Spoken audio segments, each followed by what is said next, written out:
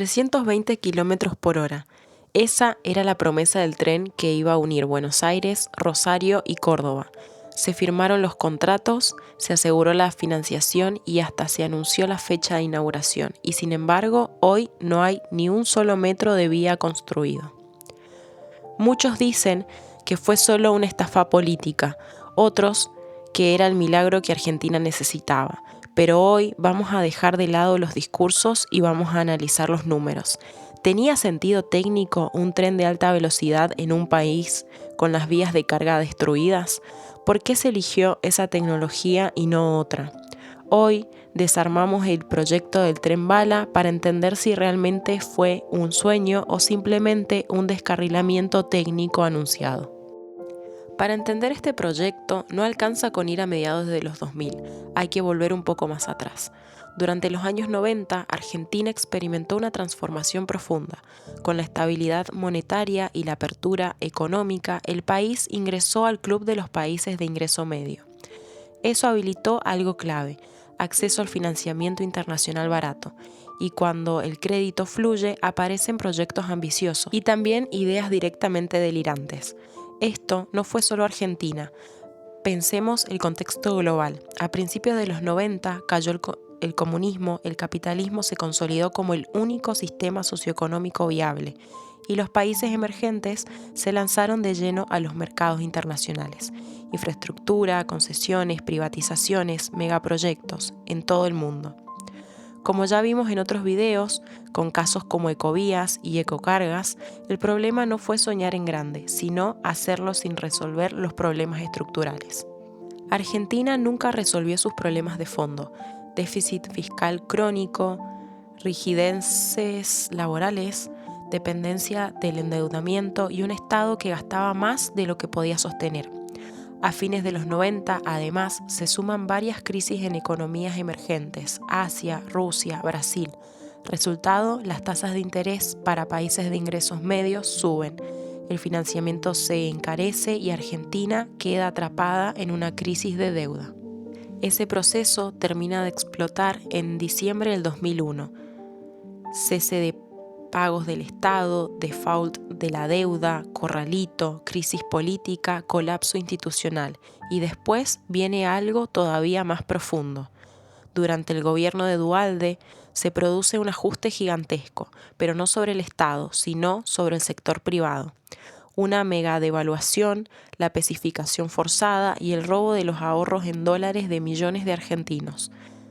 Fue una transferencia masiva de ingreso desde la sociedad hacia el Estado y sectores concentrados. Sobre ese piso bajísimo llega el rebote.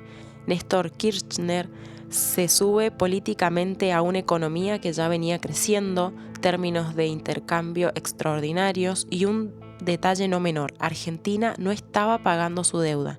China y Asia crecían a tasas históricas, los precios de los commodities volaban y los ingresos del Estado se dispararon. No por reformas estructurales, sino por un contexto internacional más default. Y es en este contexto de rebote económico, caja llena y relatos de modelo exitoso donde aparecen nuevamente los megaproyectos, entre ellos el tren de alta velocidad, un símbolo de modernidad, más que una respuesta a los problemas reales del sistema ferroviario. En ese contexto aparece el proyecto del tren de alta velocidad Buenos Aires, Rosario, Córdoba, también conocido como TAVE. Corredor más poblado del país, más del 60% del PBI, distancias ideales para alta velocidad, 300, 800 kilómetros. La idea era clara: copiar el modelo europeo, un AVE argentino. Este no era un tren mejorado sobre vías existentes, no era una modernización, no era un tren rápido, era alta velocidad pura. Esto implica algo muy concreto: una línea completamente nueva, diseñada desde cero, sin compartir trazas con el sistema ferroviario tradicional. Línea exclusiva de pasajeros, trazado recto sin pasos a nivel, velocidad operativa prevista entre 250 y 320 km por hora. Estaciones principales: Buenos Aires, Rosario, Córdoba. material rodante comparable al TGV francés y al AVE español. Estamos hablando de un estándar europeo de alta velocidad, no de un experimento ni de una solución híbrida. El proyecto se licita de forma internacional y despierta interés real. Se presentan algunos de los actores más importantes del mundo ferroviario: Alstom Francia, Siemens Alemania, CAF España, consorcios con participación de empresas italianas como Impregilo. No estamos hablando de empresas marginales, son los mismos grupos que construyeron y operan la alta velocidad en Europa. En 2008, el proyecto se adjudica a un consorcio liderado por Alstom, con participación de empresas europeas y firmas argentinas. La tecnología, el diseño y el know-how eran esencialmente europeos. Oficialmente, el proyecto se presentó como 100% financiado. Se hablaba de condiciones muy atractivas: 30 años de plazo, 7 años de gracia y una estructura donde parte del financiamiento corría por cuenta del consorcio adjudicatorio. En el papel sonaba perfecto, pero había un pequeño detalle: Argentina estaba en default. En ese momento, Argentina no estaba pagando ni capital ni intereses de su deuda externa. Seguía en conflicto con el Club de París, los holdouts y buena parte del sistema financiero internacional. Eso significa algo muy concreto: ningún banco serio presta miles de millones de dólares sin garantías del Estado. El famoso 100% financiado no era financiamiento automático. Los bancos exigían garantías soberanas, avales del Estado argentino y certezas jurídicas que el país no podía ofrecer. Sin eso, los desembolsos no se activaban. No era financiamiento cerrado, era financiamiento condicionado.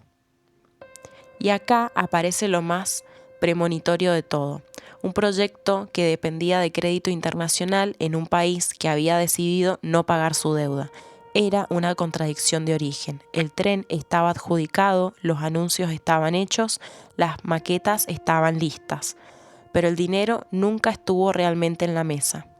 No fue que el proyecto fracasó después, el proyecto nació con el problema incorporado. La caída no fue una sorpresa, fue la consecuencia lógica. O sea, no era cierto que estuviera 100% financiado, el financiamiento nunca estuvo cerrado, el tren estaba adjudicado, pero el dinero no estaba sobre la mesa. Premonitorio, sí, muy premonitorio. Y entonces llega 2008. La crisis financiera global mata proyectos de infraestructura en todo el mundo. Este no fue la excepción. Se secan los mercados de crédito, los bancos dejan de prestar, los proyectos de alto riesgo vuelan primero. Un tren de alta velocidad en un país en default era exactamente el tipo de proyecto que nadie quería financiar. Y encima, ese mismo año, Argentina vuelve al déficit fiscal, pierde margen financiero y se queda sin espalda para sostener promesas faraónicas. Mientras tanto, la realidad ferroviaria era esta: trenes regionales colapsados, cargas abandonadas, infraestructura destruida, accidentes cada vez más frecuentes. Invertir miles de millones en alta velocidad con el resto del sistema hecho pedazos se vuelve políticamente insostenible. Y acá viene el giro que en realidad debió haberse hecho desde el principio. El gobierno cambia el foco hacia trenes metropolitanos, renovación de material rodante, obras más visibles, más rápidas y con alto rédito político. No es causal, el 33% del electorado vive en el AMBA. Un tren en Buenos Aires se ve, se usa, se vota. Un tren de alta velocidad a Córdoba no se construye, no se inaugura, no suma votos en el corto plazo. Ahí sí aparecen compras de material rodante chino, renovación parcial de vías, intervenciones fragmentadas pero visibles. El tren de alta velocidad queda congelado y nunca se descongela. El tren bala no cayó solo por ideología, cayó por default, financiamiento ficticio, crisis internacional y una realidad interna imposible de ignorar. Era un proyecto pensado para un país normal, ejecutado por un país que no lo era. Ahora la pregunta incómoda: ¿el tren bala era una mala idea desde lo técnico? La respuesta honesta es esta: no era una locura técnica, pero tampoco era la prioridad correcta. Y esa distinción es clave. Los países que hoy tienen alta velocidad no empezaron por ahí. Francia, España, primero construyeron una red convencional sólida, trenes regionales confiables, cargas funcionando, recién después alta velocidad con capa superior. Japón, densidad poblacional extrema, corredores hiperdemandados, sistema ferroviario integrado, eficiente y rentable. La alta velocidad surge como solución a un cuello de botella real. Argentina, red básica destruida, regionales inexistentes, cargas colapsadas, infraestructura abandonada por décadas. El problema no era el tren bala, el problema era querer empezar por el techo. La alta velocidad no reemplaza un sistema ferroviario, lo corona. Sin sistema previo no hay sinergia, no hay demanda sostenida, no hay retorno, no hay financiamiento posible. En próximos videos voy a explicar cuál podría haber sido una alternativa realista para Argentina. Una alternativa escalonada, financieramente viable, adaptada a nueva densidad y geografía, y con impacto inmediato en millones de personas. No un tren para una foto, un sistema para un país. El tren de alta velocidad argentino no fracasó por una sola causa. Fracasó por una combinación estructural, un financiamiento que nunca estuvo realmente cerrado, un país en default, sin acceso al crédito internacional, una crisis global que secó el dinero, prioridades políticas mal ordenadas y una red ferroviaria que no estaba lista para sostenerlo. No fue un error técnico, fue un error de secuencia. La pregunta no es por qué Argentina no tuvo tren bala, la verdadera pregunta es, ¿Argentina tenía un sistema ferroviario capaz de justificarlo?